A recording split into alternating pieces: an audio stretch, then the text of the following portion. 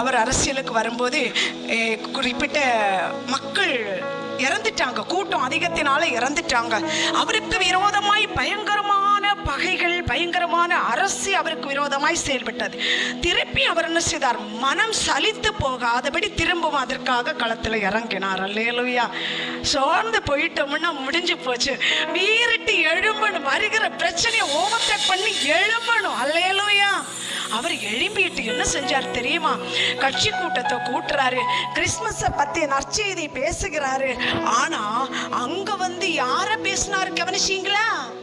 யோசேப்பை குறித்து பேசினார். அல்லேலூயா. அந்த யோசேப்பை குறித்து அவரை மென்ஷன் பண்ணி பேசியிருந்தாலும் அங்க இயேசுவின் பிறப்பை அவர் மகிமைப்படுத்தினார். அல்லேலூயா.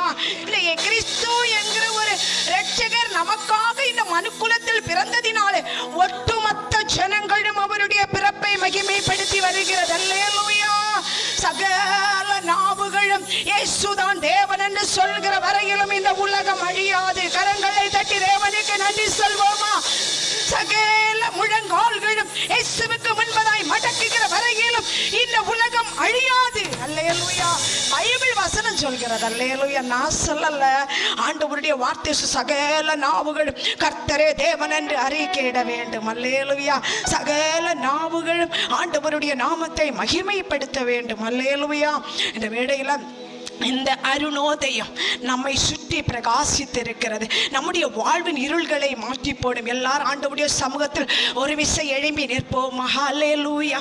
உங்க வாழ்க்கையில ஏதாவது இருண்ட பகுதி இருக்கலாம். இந்த இடத்துல இருக்கும்போது மனதை கடினப்படுத்துகிற சூழ்நிலைகள் இருக்கலாம். அதை அல்லேலூயா மாற்றி போடுவதற்கு ஆண்டவருடைய